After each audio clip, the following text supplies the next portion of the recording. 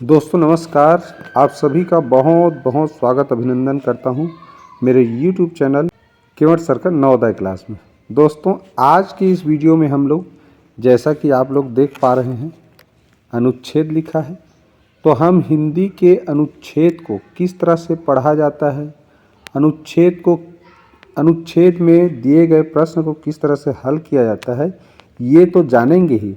साथ ही साथ चूंकि मैं इस वीडियो में 4 अनुच्छेद को हल करना सिखाऊंगा, तो आप 4 अलग अलग टॉपिक से संबंधित जानकारी भी प्राप्त करेंगे। इसके साथ साथ हर अनुच्छेद में आए कठिन शब्दों के अर्थ, उनके समानार्थी शब्द, विलोम शब्दों से भी परिचित होंगे। ठीक है, तो आप चाहे किसी भी तरह की परीक्षा की तैयारी कर रहे हों, जैसे जवाहर नवोदय विद्यालय प्रवेश परीक्षा, एकलव्य स्कूल प्रवेश परीक्षा या सैनिक स्कूल प्रवेश परीक्षा, जिसमें हिंदी के अनुच्छेद से संबंधित प्रश्न आते हैं, तो आपके लिए यह वीडियो बहुत ही फायदेमंद सिद्ध होने वाला है। इसलिए वीडियो को बिना स्किप किए पूरा देखिए, और अगर मेरे चैनल में नए होंगे तो चैनल को सब्सक्राइब जरूर कर लीजिए। ठीक, और वीडियो अच्छा लगे तो अंत में चैनल को सब्सक्राइब करना, लाइक करना और शेयर करना बिल्कुल मत भूलना। ठीक, तो चलिए आज का ये वीडियो स्टार्ट करते हैं और पढ़ते हैं सबसे पहला अनुच्छेद। देखिए क्या लिखा है। भारतीय संस्कृति विश्व की प्राचीन और समृद्ध सभ्यताओं में से एक है, जिसे सभी संस्कृतियों की जननी कहा जाता है। सभी संस्कृतियों की क्या कहा जाता है? जननी। जननी यानी होता है माता, जो जन्म देती है। यह संस्कृति कला, विज्ञान, राजनीति और आध्यात्मिकता के क्षेत्र में अद्वितीय योगदान के लिए जानी जाती है। धर्म, अर्थ, काम और मोक्ष की प्राप्ति इसके मूल सिद्धांत है। किसके? भारतीय संस्कृति। तो भारतीय संस्कृति का मूल सिद्धांत क्या है? धर्म, अर्थ, काम और मोक्ष की प्राप्ति इसके मूल सिद्धांत हैं।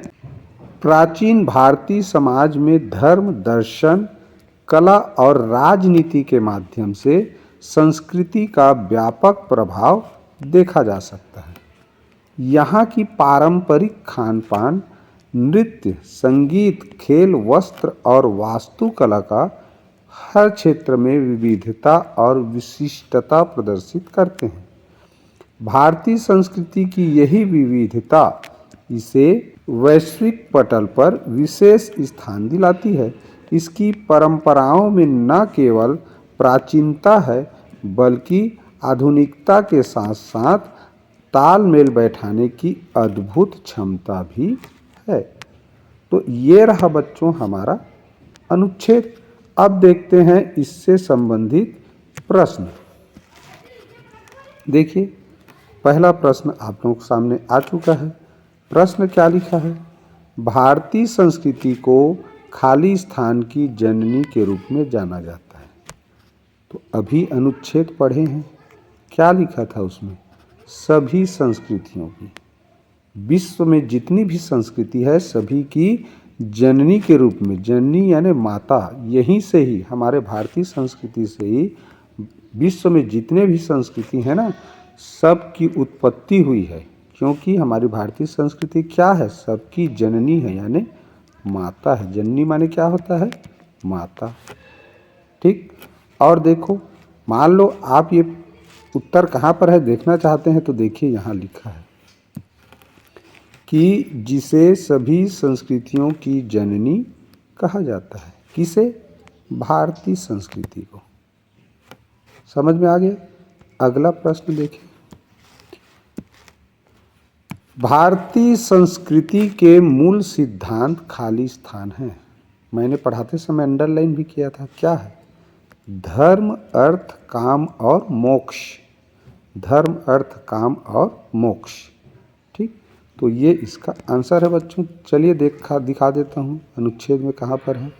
देखिए यहाँ स्पष्ट लिखा है, धर्म, अर्थ, काम और मोक्ष की प्राप्ति इसके मूल सिद्धांत हैं। क्लियर? ये प्रश्न भी समझ में आ गया होगा। चलो देखते हैं अगला प्रश्न। भारतीय संस्कृति में धर्म शब्द का मुख्य अर्थ खाली स्थान है। क्या होगा? भारतीय संस्कृति में धर्म का मुख्य शब्द, इसका अर्थ होता है आध्यात्मिक अनुशासन। इसका सही उत्तर क्या होगा? धर्म का शब्द का क्या अर्थ होगा? आध्यात्मिक अनुशासन। ठीक है। हमारे घरों में देखना, आप लोगों को या हम सबको, हमारे माँ बाप, हमारे गुरुजन, हमें किससे कैसा व्यवहार करना चाहिए, किससे कैसे बात करना चाहिए, कैसा हमारा खान पान होना चाहिए, ये सारी चीज़ें सिखाते हैं जो कि हमारे धार्मिक ग्रंथों में लिखा हुआ है। तो वो धार्मिक ग्रंथों में धर्म की बातें सिखाई जाती हैं जो हमारे व्यवहार, खान पान, पहनावा, हर चीज़ के बारे में दिशा निर्देश देता है, अनुशासन देता है, अनुशासन सिखाता है। ठीक है। तो धर्म शब्द का मुख्य अर्थ क्या है? आध्यात्मिक अनुशासन।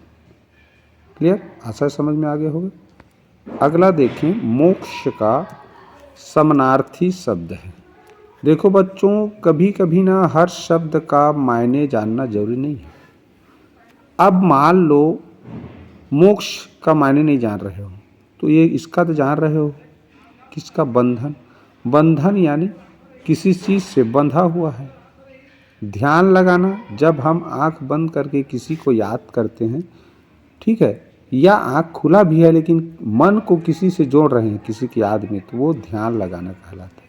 जैसे देखना, आप लोग योगा करते हो तो आंख बंद करके ध्यान लगाते हो, मन को मस्तिष्क से जोड़ते हो या अपने इष्ट देव को याद करते हो, ठीक है, मन में, तो वो ध्यान लगाना हो गया।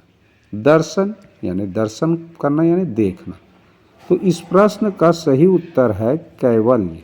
अब मान लो कैवल्य नहीं जानते हो तो कैसे जानोगे? मोक्ष यानी होता है एक प्रकार की मुक्ति, या कह सकते हैं स्वतंत्रता, आज़ादी। देखो हमारे धार्मिक ग्रंथों में क्या कहा गया है मोक्ष के बारे में, कि एक जीव को सबसे ज़्यादा कष्ट होता है जन्म लेते समय और मृत्यु के समय। तो एक जीव भगवान की भक्ति करता है और कहता है भगवान से कि हे प्रभु, मुझे इस जन्म मरण की जो प्रक्रिया है उससे आज़ाद कर दो, स्वतंत्र कर दो, मुक्त कर दो और मुझे अपने में समा लो, ठीक है, अपने में विलीन कर लो। तो ये वास्तव में मोक्ष माने क्या है? सामान्य शब्द में कहें तो मुक्ति, आज़ादी, इंग्लिश में बोलते हैं फ्रीडम। मैं क्या बता रहा था? मोक्ष मीन्स होता है आज़ादी, और बंधन तो उसका उल्टा है। ध्यान लगाना अलग चीज़ है, दर्शन करना, देखना अलग चीज़ है। तो इसका मायने हम नहीं जान रहे थे। कैवल्य, कैवल्य माने मोक्ष होता है, ठीक है, लेकिन इन तीनों का जान रहे थे, इसीलिए ये तीनों का अर्थ इससे संबंधित नहीं है, तो यही इसका अर्थ होगा। तो आज से ये भी पता चल गया कि मोक्ष को क्या बोला जाता है? कैवल्य बोला जाता है। क्लियर? चलो देखें अगला प्रश्न। उपर्युक्त अनुच्छेद का सबसे उपयुक्त शीर्षक होगा, क्या होगा? देखो पूरा अनुच्छेद में भारतीय संस्कृति के बारे में बताया गया है। तो जिसके बारे में, जिस अनुच्छेद में सबसे ज़्यादा चर्चा होता है, जिसके बारे में जानकारी बताया जाता है, वही उस अनुच्छेद का शीर्षक होता है। तो भारतीय संस्कृति के बारे में शुरू से ही बखान किया गया है। देखो क्या लिखा है, भारतीय संस्कृति विश्व की प्राचीन और समृद्ध सभ्यताओं में से एक है, जिसे सभी संस्कृतियों की जननी कहा जाता है, लिखा है। तो पूरा का पूरा यह अनुच्छेद भारतीय संस्कृति के जानकारी से भरा हुआ है। तो इस अनुच्छेद का सही यानी उपयुक्त शीर्षक क्या होगा? भारतीय संस्कृति। ये आशा समझ में आ गया होगा। चलो देखते हैं बच्चों अब अनुच्छेद दूसरा। ठीक, चलिए अनुच्छेद दूसरा पढ़ लेते हैं, उसके बाद इसके प्रश्न पर जाएंगे। अनुच्छेद 2 लिखा है, परिश्रम में विकास का रहस्य निहित है। निहित है, छिपा हुआ है, उसमें, उसके अंदर है, मान के चलो। निहित का अर्थ क्या है? उसमें छुपा है। रहस्य यानी जिसको हम नहीं जानते वो रहस्य है, ठीक, गुप्त है, रहस्य है, बोलते हैं ना। तो ये परिश्रम के बल पर ही मनुष्य अपने ज्ञान विज्ञान के क्षेत्र में सभी उपलब्धियों को प्राप्त किया। मनुष्य ने अपने ज्ञान विज्ञान के क्षेत्र में सभी उपलब्धियों को प्राप्त किया। परिश्रम से ही जीवन को सुखमय बनाया जा सकता है। अगर अपने जीवन को सुखमय बनाना है तो आपको क्या करना पड़ेगा? परिश्रम करना पड़ेगा। परिश्रमी व्यक्ति यानी मेहनती व्यक्ति का जीवन दुखमय हो जाता है। क्या हो जाता है? परिश्रमी व्यक्ति का जीवन दुखमय हो जाता है और ईश्वर भी परिश्रमी व्यक्ति की सहायता करते हैं। देखो यहाँ पर एक गलत प्रिंट है। परिश्रमी व्यक्ति का जीवन दुखमय नहीं होता, क्या होता है? सुखमय होता है, सुख से युक्त होता है। ठीक है, इसको भी थोड़ा सा कभी कभी क्या है ना, कुछ अनुच्छेद में प्रिंट मिस्टेक रहता है। तो भाई परिश्रमी व्यक्ति दुखमय थोड़ी होगा, नहीं तो आदमी परिश्रम नहीं करेगा, सुखमय होता है। तो परिश्रमी व्यक्ति का जीवन कैसा होता है? दुखमय नहीं हो जाता, सुखमय हो जाता है और ईश्वर भी परिश्रमी व्यक्ति की ही सहायता करते हैं। कहा भी गया है कि परिश्रम ही सफलता की कुंजी है। कुंजी यानी क्या है जी? चाबी को क्या बोलते हैं? कुंजी। अगर हमारे पास चाबी हो तो ताला खोल सकते हैं। अगर हमारे पास चाबी हो तो ताला खोल सकते हैं। ताला क्या है? सफलता है। ताला को क्या मान लो? सफलता। तो ये सफलता का द्वार कब खुलेगा? जब ये ताला खुलेगा। और ताला कब खुलेगा? जब आपके पास उसका चाबी रहेगा, यानी कि कुंजी रहेगा तब। ठीक। तो अगर आपको सफल होना है तो क्या होगा? आपको परिश्रम करना बहुत जरूरी है, यानी मेहनत करना जरूरी है। हार्ड वर्क इंग्लिश में बोलते हैं। इतिहास साक्षी है कि जिन लोगों ने निरंतर परिश्रम किया है वे सफल भी रहे हैं। इससे आत्मविश्वास, लगन और दृढ़ इच्छा शक्ति का भी विकास होता है। अगर तुम लगातार परिश्रम करोगे तो क्या होगा? तुम्हारे अंदर आत्मविश्वास जगेंगे, लगन आएगा। किसी भी कार्य को लगन से करने का एक आदत बनेगा। जैसे कई लोग पढ़ते नहीं हैं, कभी कभार पढ़ लिए, और जो रोज़ पढ़ते हैं उनका लगन बन जाता है, आदत बन जाता है कि हाँ भाई रोज़ पढ़ेंगे तब ठीक रहेगा। तो ये लगन, किसी चीज़ के प्रति प्रेम जगेगा तभी लगन आता है। दृढ़ इच्छा शक्ति, किसी काम को करने के लिए ठानना कि हाँ मुझे ये करना ही है, ये दृढ़ इच्छा शक्ति है। कभी विकास होता है कब? जब तुम परिश्रम करोगे तब। तो इस तरह अनुच्छेद खत्म हुआ। अब देखते हैं इससे संबंधित प्रश्नों को किस तरह हल करना है। 66, परिश्रम से खाली स्थान का विकास होता है। परिश्रम से लगन, दृढ़ इच्छा शक्ति। देखो जस्ट अभी हमने पढ़ा, ये परिश्रम से देखो आत्मविश्वास, लगन और दृढ़ इच्छा शक्ति का विकास होता है। इससे लिखा है ना, यहाँ देखो इससे, ये इससे शब्द एक सर्वनाम है और परिश्रम शब्द क्या है? एक संज्ञा है। परिश्रम शब्द संज्ञा है, तो परिश्रम शब्द की जगह में इससे शब्द यानी सर्वनाम लिख दिया गया है। ठीक है, तो इससे शब्द, अगर प्रश्न में ऐसा भी पूछ सकता था कि इससे शब्द किस शब्द के जगह में लिया गया है, तो ये परिश्रम की जगह में हम यहाँ परिश्रम शब्द भी लिख सकते हैं। परिश्रम आत्मविश्वास, लगन और दृढ़ इच्छा शक्ति का भी विकास करता है। किससे? परिश्रम से। ठीक, ये हो गया।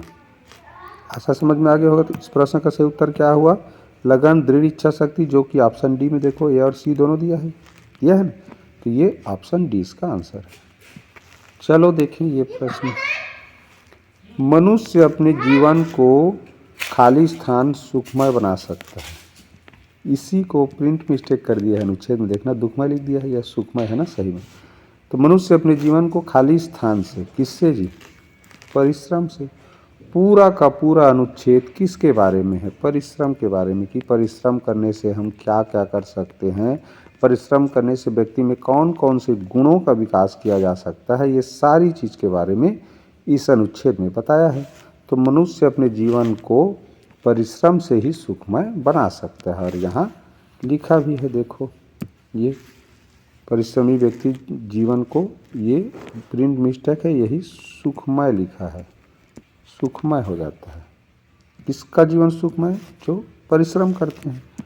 अगला देखिए, निरंतर का अभिप्राय है। अभिप्राय माने आशय भी लिखा रहता है, शब्दार्थ भी लिखा रहता है, और समानार्थी शब्द भी लिखा रहता है। तो जरूरी नहीं है कि आपके प्रश्न में अभिप्राय शब्द ही आए। निरंतर का आशय है, निरंतर शब्द का शब्दार्थ है, या निरंतर शब्द का मायने है, निरंतर शब्द का समानार्थी शब्द है, ऐसा भी पूछा जा सकता है। क्लियर? तो चलिए जानते हैं निरंतर शब्द। निरंतर माने क्या होता है? लगातार। निरंतर पढ़ो, लगातार पढ़ो। अनवरत एक और शब्द आता है उसके जगह में, अनवरत। इंग्लिश में बोलते हैं कंटिन्यू। ठीक, तो लगातार, अनवरत, सतत रूप से, सतत भी होता है। ठीक, तो ये निरंतर, लगातार, अनवरत, सतत, ये है इसका अभिप्राय कह सकते हैं, पर्यायवाची कह सकते हैं।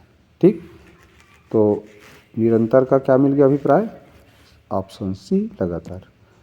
अगला प्रश्न देखें, परिश्रम करना क्यों आवश्यक है? भाई हार्ड वर्क, मेहनत करना क्यों आवश्यक है? तो ये तीनों चीज़ की प्राप्ति के लिए, लक्ष्य की अगर प्राप्ति करना है, अभी आप लोग नवोदय विद्यालय प्रवेश परीक्षा की तैयारी कर रहे हैं, या कुछ बच्चे ऐसे भी होंगे जो देख रहे हैं वीडियो, अन्य किसी परीक्षा की तैयारी कर रहे होंगे, सैनिक स्कूल, एकलव्य स्कूल। ठीक है, तो आप लोगों का लक्ष्य क्या है? उस परीक्षा को पास करना। तो उस परीक्षा को पास करने के लिए आपको परिश्रम करना पड़ेगा, मेहनत, हार्ड वर्क, तभी वो मिलेगा। तो परिश्रम क्यों करना जरूरी है? क्योंकि लक्ष्य की प्राप्ति परिश्रम करने से मिलता है।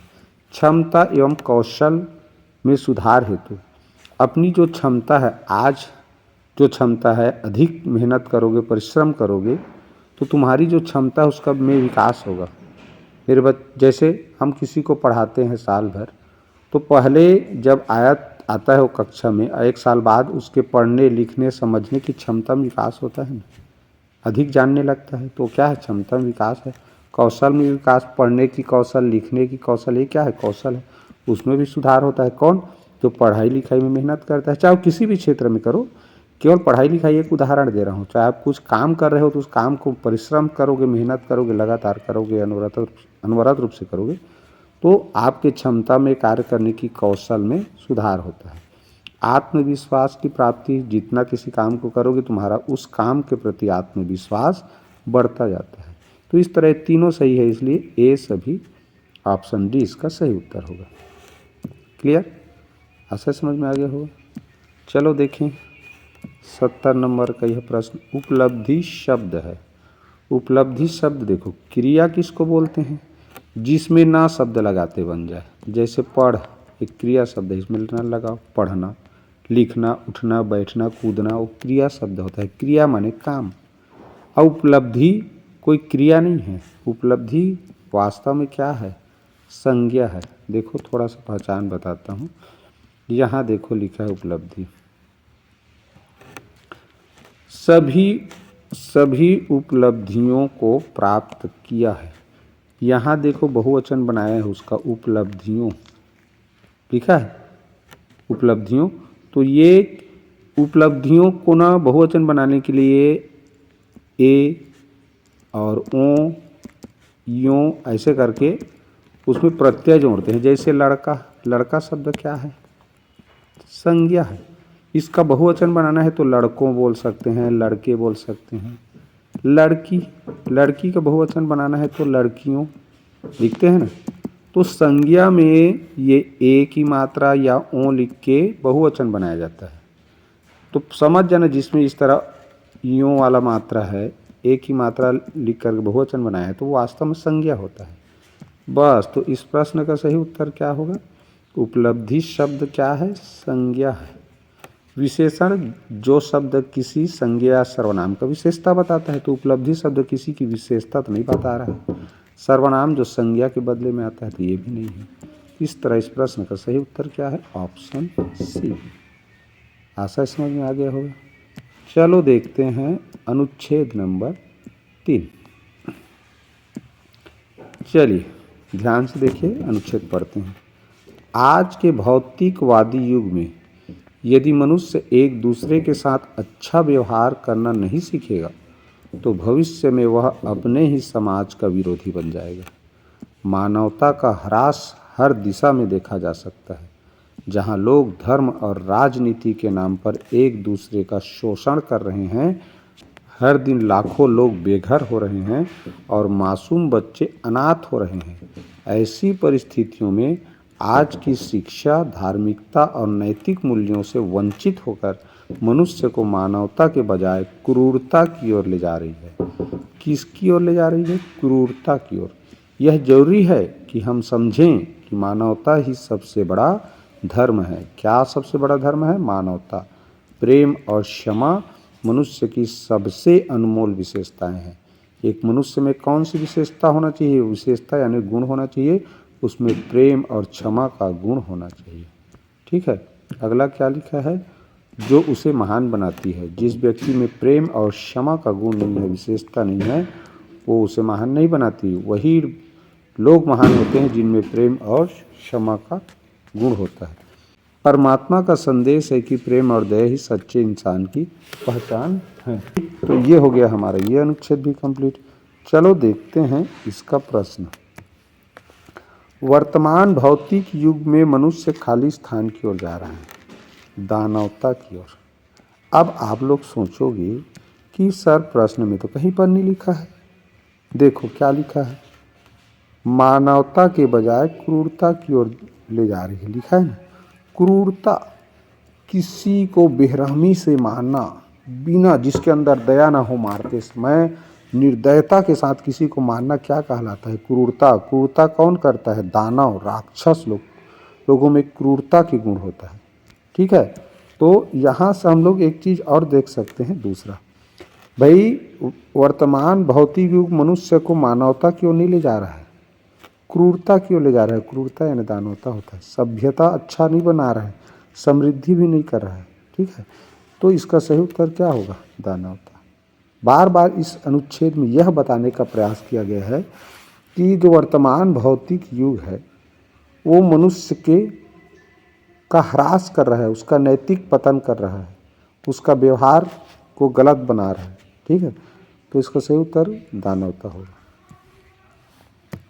अगला देखें, मानवता का अर्थ खाली स्थान से जुड़ा है। किससे? प्रेम और दया।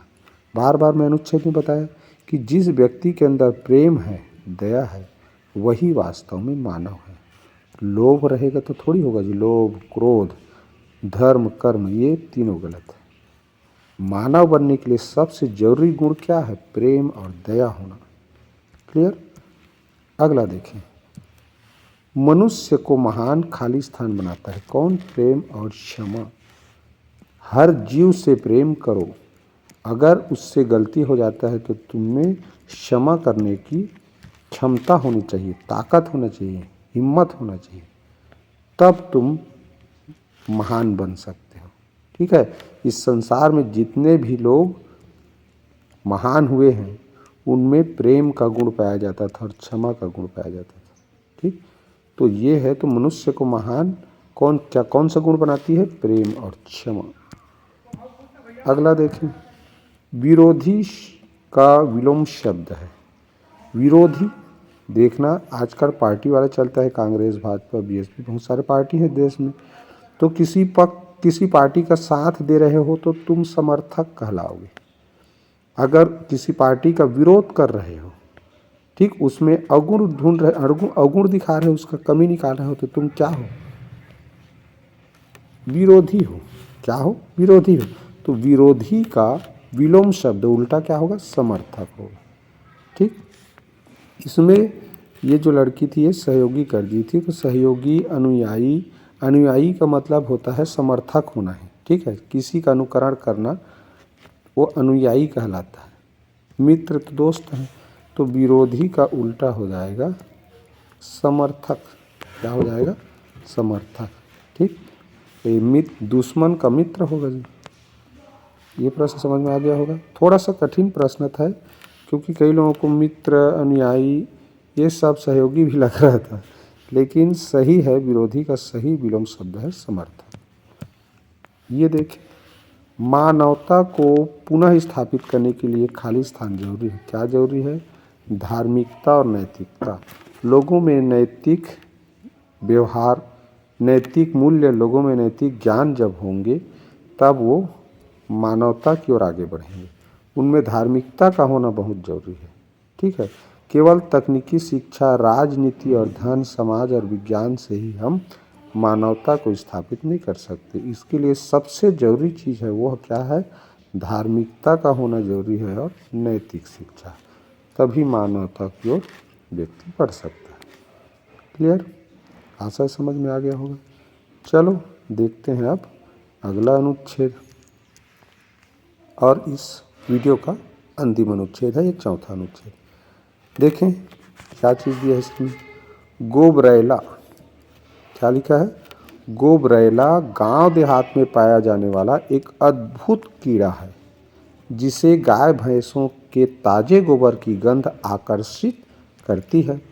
वह सुबह होते ही गोबर की तलाश में निकल पड़ता है और जहाँ कहीं भी गोबर मिलता है उसे इकट्ठा कर बड़े ध्यान से एक गोला बनाने में जुट जाता है। फिर क्या होता है देखते हैं।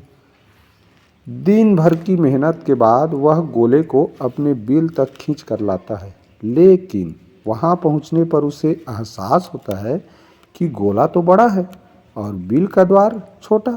लाख कोशिशों के बावजूद वह गोला अंदर नहीं ले जा पाता और अंततः उसे बाहर छोड़कर खाली हाथ बिल में लौटना पड़ता है।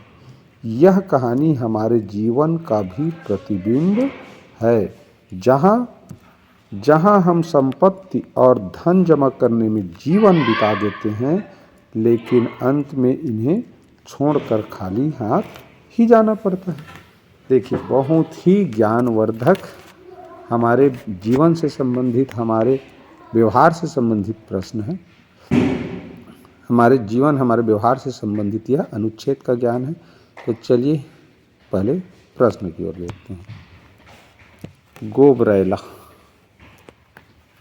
खाली स्थान की गंध से आकर्षित होता है। किसकी गंध से आकर्षित होता है? गोबर।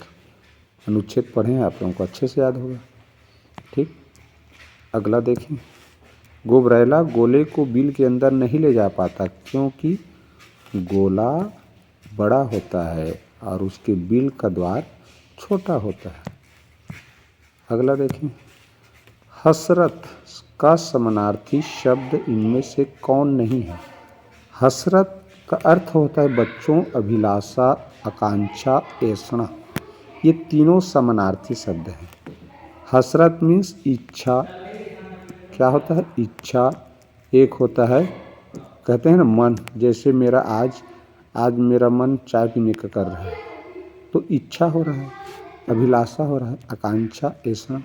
ठीक, तो ये तीनों समानार्थी शब्द हैं हसरत का। अब परिश्रम इसका समानार्थी शब्द नहीं है, तो यही ऑप्शन सी इसका आंसर होगा। आप लोगों ने एक गीत भी सुनना होगा, कितनी हसरत है हमें तुमसे दिल लगाने की। तो कितनी हसरत है माने कितनी ज़्यादा इच्छा है, कितनी ज़्यादा मन है, कितना ज़्यादा अभिलाषा है, आकांक्षा है, ऐसा है। तो उसका समानार्थी शब्द है, लेकिन ये परिश्रम इसका समानार्थी शब्द नहीं है। क्लियर? चलिए तो प्रश्न देखते हैं। गोबरैला की कहानी हमें किस जीवन मूल्य की शिक्षा देता है? तो गोबरैला की कहानी हमें आसार, संसार और मोह माया। गोबरैला की कहानी क्या बताता है कि यह संसार असार है, जिसमें कोई सार न हो, जिसमें कोई सार न हो वो कहलाता है असार, यानी बिना मतलब का, जिसका कोई मूल्य नहीं है। तो यह संसार कैसा है? असार है और मोह माया से भरा हुआ है। हम लोग दिन रात धन संपत्ति इकट्ठा तो करते हैं, लेकिन अंतिम में सब कुछ यहीं छोड़कर जाना पड़ता है। जैसा कि गोबरैला पूरे दिन भर सुबह से शाम तक वो गोबर का गोला बनाता है, लेकिन जैसे ही बिल के पास ले जाता है, बिल का द्वार छोटा होता है और गोला बड़ा, इसके कारण उसको अंतिम में छोड़कर जाना ही पड़ता है। तो यही इसका मूल्य शिक्षा है, जीवन की मूल्य शिक्षा। कौन सी शिक्षा दे रहे हैं कि जो संसार है वो क्या है? असार संसार और मोह माया का संसार है। ठीक, तो यही इसका सही आंसर हुआ। चलिए 80 नंबर का और इस अनुच्छेद का अंतिम प्रश्न है। इस कहानी के अंत में गोबरैला क्या करता है? इस कहानी के अंत में गोला छोड़कर बिल में चला जाता है गोबरैला। कहानी पढ़ी है तो यही होता है। ठीक, तो ये रहा बच्चों इस वीडियो में हमारा यह चौथा अनुच्छेद, और ये अनुच्छेद भी पूरा हो गया। और आशा है इस वीडियो में जो 4 अनुच्छेद मैंने पढ़ के सुनाया उसके प्रश्न उत्तर हल करके बताए, आप लोग पसंद आए होंगे। और पसंद आए होंगे तो स्वाभाविक सी बात है, पसंद आता है तो क्या करते हैं भाई, एक लाइक पहले कर दीजिए, और एक लाइक करने के साथ साथ कमेंट क्या करना है, कमेंट करके बताइए कि आप लोगों को यह वीडियो कैसा लगा।